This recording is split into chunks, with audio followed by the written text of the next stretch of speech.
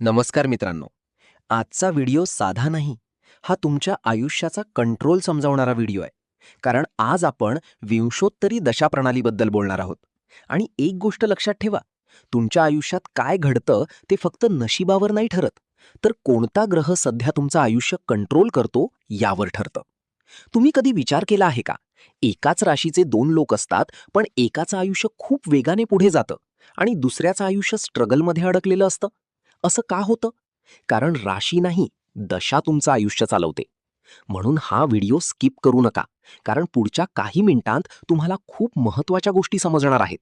या व्हिडिओमध्ये आपण 5 मोठे भाग बघणार आहोत. पहिला भाग म्हणजे विंशोत्तरी दशा म्हणजे काय, जिथे आपण 120 वर्षांच्या या सिस्टमबद्दल समजून घेणार आहोत आणि कोणता ग्रह कधी कंट्रोल घेतो ते पाहणार आहोत. दुसरा भाग म्हणजे तुमची सध्या कोणती महादशा चालू आहे आणि ती तुम्ही अगदी सोप्या पद्धतीने कशी चेक करू शकता. तिसरा भाग म्हणजे राहू महादशा सुरू झाली तर आयुष्यात नेमकं काय होतं, कोणते अचानक बदल येतात, पैसा, प्रेम आणि कन्फ्युजन कसं वाढतं. चौथा भाग म्हणजे अंतर्दशा, जिथे खरा गेम बदलतो आणि छोटे फेजेस तुमचं फ्युचर कसं बदलतात ते आपण पाहणार आहोत. आणि शेवटचा पाचवा भाग म्हणजे राहू महादशेत स्वतःला वाचवायचं कसं, प्रॅक्टिकल उपाय आणि लाईफ कंट्रोल करण्याची स्ट्रॅटेजी. एक गोष्ट लक्षात ठेवा, हा व्हिडिओ अर्धवट पाहिला तर तुम्हाला कन्फ्युजन होईल, पण पूर्ण पाहिला तर तुम्हाला तुमचं आयुष्य समजायला सुरुवात होईल. त्यामुळे शेवटपर्यंत नक्की बघा, कारण शेवटी मी सांगणार आहे की राहू तुम्हाला वर नेणार आहे की खाली खेचणार आहे. चला तर आता सुरुवात करूया. चॅप्टर 1, विंशोत्तरी दशा म्हणजे काय. मित्रांनो, आता सर्वात बेसिक आणि महत्त्वाचा प्रश्न समजून घ्या. दशा म्हणजे नेमकं काय? ज्योतिषात असं मानलं जातं की आपल्या आयुष्यात सगळ्या गोष्टी एकाच वेळी होत नाहीत. प्रत्येक गोष्टीसाठी एक स्पेसिफिक वेळ असतो. कधी तुमचं करिअर जोरात पुढे जातं, कधी रिलेशनशिपवर फोकस येतो, कधी स्ट्रगल वाढतो आणि कधी अचानक ग्रोथ होते. हा जो टायमिंग आहे तो रॅन्डम नसतो.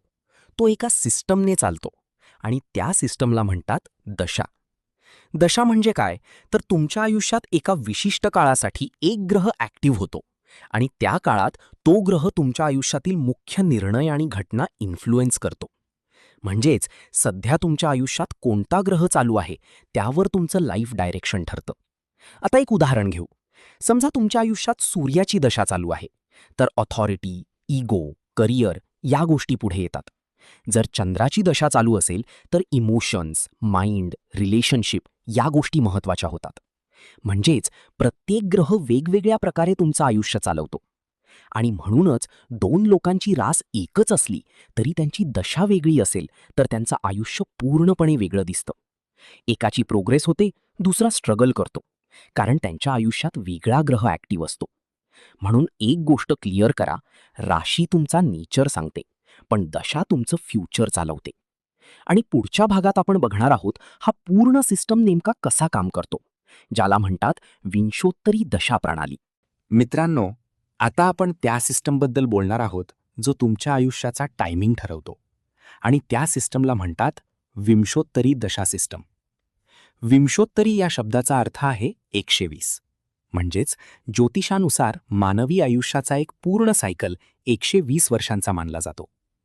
या 120 वर्षांमध्ये एकूण 9 ग्रह आपापल्या वेळेनुसार तुमच्या आयुष्यात कंट्रोल घेतात. आणि हे कंट्रोल रॅन्डम नसतं, तर एक ठरलेल्या क्रमाने चालतं. हा क्रम असा आहे: केतू, शुक्र, सूर्य, चंद्र, मंगळ, राहू, गुरु, शनी आणि बुध. आता सगळ्यात महत्त्वाचा भाग म्हणजे प्रत्येक ग्रहाचा कालावधी वेगळा असतो. केतूची दशा 7 वर्ष चालते, शुक्राची 20 वर्ष, सूर्याची 6 वर्ष, चंद्राची 10 वर्ष, मंगळाची 7 वर्ष, राहूची 18 वर्ष, गुरुची 16 वर्ष, शनीची 19 वर्ष आणि बुधाची 17 वर्ष चालते. हे सगळे मिळून 120 वर्षांचा पूर्ण सायकल तयार होतो. याचा अर्थ असा की तुमच्या आयुष्यात वेगवेगळ्या काळात वेगवेगळे ग्रह ॲक्टिव्ह होतात आणि प्रत्येक ग्रह तुमच्या आयुष्यात वेगळा इफेक्ट टाकतो. म्हणूनच काही काळात तुमचं आयुष्य स्मूथ चालतं, तर काही काळात अचानक चॅलेंजेस येतात. एक गोष्ट लक्षात ठेवा, ट्रान्झिट म्हणजे बाहेरून होणारा इफेक्ट असतो, पण दशा म्हणजे तुमच्या आयुष्याचा मेन इंजिन असतो. म्हणजेच सध्या कोणती दशा चालू आहे हेच ठरवतं की तुमच्या आयुष्यात काय घडणार आहे. आणि म्हणूनच पुढच्या भागात आपण फोकस करणार आहोत त्या ग्रहावर जो सध्या सगळ्यात जास्त चर्चेमध्ये आहे, राहू.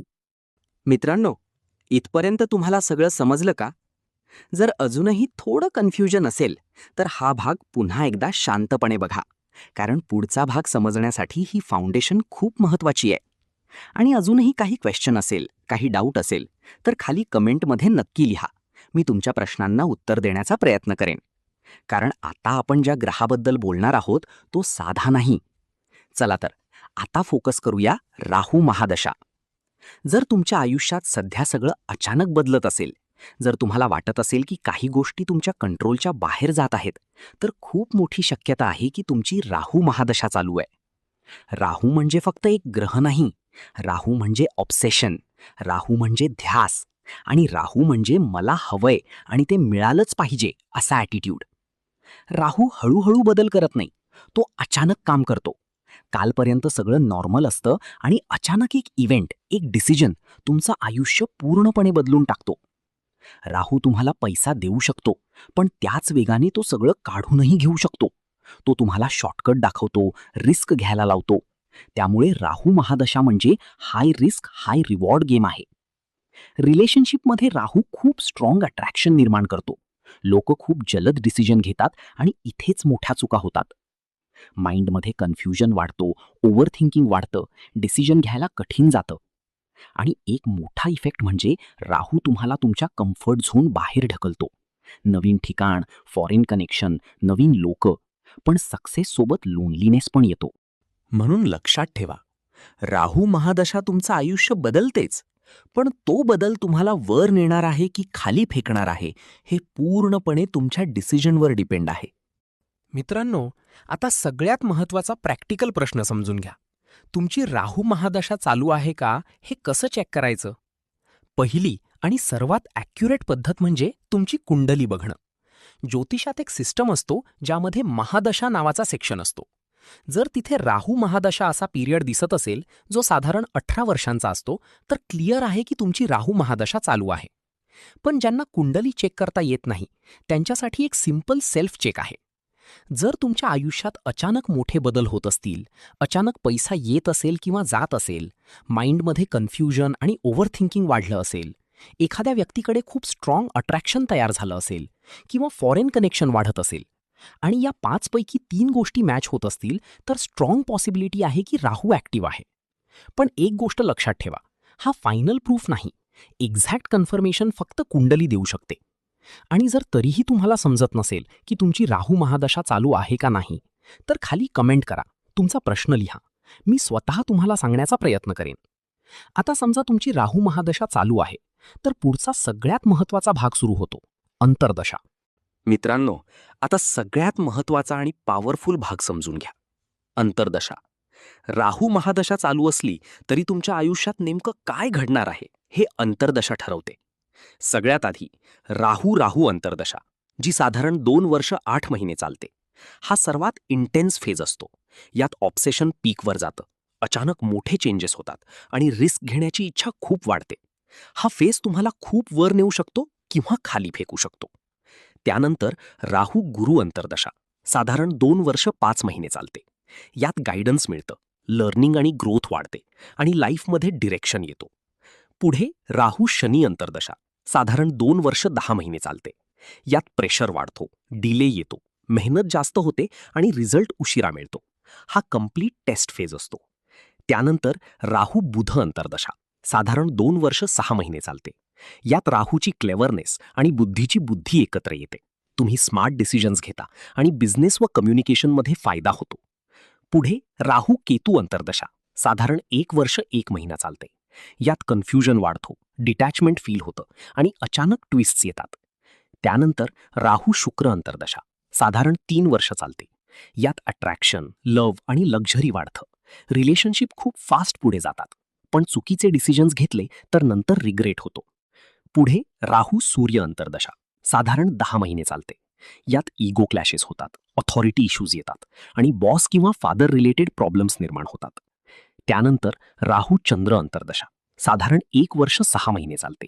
यात ओव्हर थिंकिंग वाढतं, इमोशनल इन्स्टेबिलिटी येते आणि माइंड डिस्टर्ब होतो. शेवटी राहू मंगळ अंतर्दशा, साधारण 1 वर्ष 1 महिना चालते. यात अँगर वाढतो, इम्पल्सिव्ह डिसिजन्स घेतले जातात, रिस्क वाढतो आणि ॲक्सिडेंट किंवा कॉन्फ्लिक्टची शक्यता वाढते. म्हणून लक्षात ठेवा, राहू डिरेक्शन देतो, पण अंतर्दशा ठरवते की त्या डिरेक्शनमध्ये तुम्ही जिंकणार की अडकणार. मित्रांनो, आता राहू महादशेत स्वतःला संतुलित ठेवण्यासाठी काही सोपे पण प्रभावी उपाय समजून घ्या. ज्योतिषानुसार राहू हा भ्रम, भीती आणि अचानक येणाऱ्या अडचणींचा ग्रह मानला जातो. पण निसर्गात एक असा घटक आहे जो राहूची नकारात्मक ऊर्जा शांत करू शकतो, आणि तो म्हणजे मोरपंख. जर तुमची राहू महादशा चालू असेल तर शक्य असेल तेव्हा मोरांच्या आसपास वेळ घालवा, किंवा किमान आपल्या घरात मोरपंख नक्की ठेवा. मोरपंख आपल्याजवळ पर्समध्ये ठेवला तरी मन शांत राहायला मदत होते आणि राहूचा प्रभाव हळूहळू संतुलित होऊ लागतो. विशेषतः ज्या खोलीत तुम्ही झोपता त्या शयनकक्षात मोरपंख ठेवणे खूप फायदेशीर मानले जाते. याशिवाय रोज रात्री झोपण्यापूर्वी कोमट पाण्यात थोडं मीठ टाकून हातपाय धुवा किंवा स्नान करा. यामुळे मानसिक ताण कमी होतो आणि निगेटिव्ह एनर्जी दूर होते. शनिवारी काळी उडीद, काळे तीळ, नारळ किंवा निळे आणि काळे कपडे दान करणे राहू शांत करण्यासाठी उपयुक्त मानले जाते. तसेच नियमित पूजापाठ आणि मंत्रजप केल्याने मन स्थिर राहते आणि ग्रहांचा प्रभाव कमी होतो. जर राहूचा प्रभाव जास्त जाणवत असेल तर सलग 18 शनिवार व्रत ठेवणे देखील फलदायी मानले जाते. घरात रॉक सॉल्ट लॅम्प ठेवणे हा देखील एक प्रभावी उपाय आहे, कारण तो वातावरणातील नकारात्मक ऊर्जा कमी करतो. आणि शेवटी शनिवारी गायीला किंवा कुत्र्याला भाकरी खाऊ घालणे हा साधा पण खूप शक्तिशाली उपाय आहे. मित्रांनो, हे उपाय श्रद्धा आणि नियमिततेने केले तर राहूचा प्रभाव हळूहळू कमी होतो आणि आयुष्यात संतुलन परत येऊ लागते. आता एक छोटा प्रश्न तुमच्यासाठी. जर हा व्हिडिओ तुम्हाला उपयोगी वाटला असेल तर खाली कॉमेंटमध्ये नक्की लिहा की तुमच्या आयुष्यात राहूचा इफेक्ट तुम्हाला कसा जाणवतो. आणि जर तुम्हाला असेच प्रॅक्टिकल आणि खरे ज्योतिष समजून घ्यायचे असेल तर चॅनलला लगेच सबस्क्राईब करा, कारण पुढे आपण अजूनही अशा महत्त्वाच्या दशा आणि ग्रहांचे रहस्य उलगडणार आहोत. दिवसभरात अनुभव आला तर या भविष्याची आठवण ठेवा आणि सबस्क्राईब करा. आणि जर तुम्हाला कोणत्याही स्पेसिफिक दशेबद्दल सविस्तर व्हिडिओ हवा असेल तर खाली कॉमेंटमध्ये जरूर सांगा, आम्ही त्यावर व्हिडिओ बनवू. पुढच्या दिवशी पुन्हा भेटूया अमोक चॅनलवर सकाळी 6 वाजता.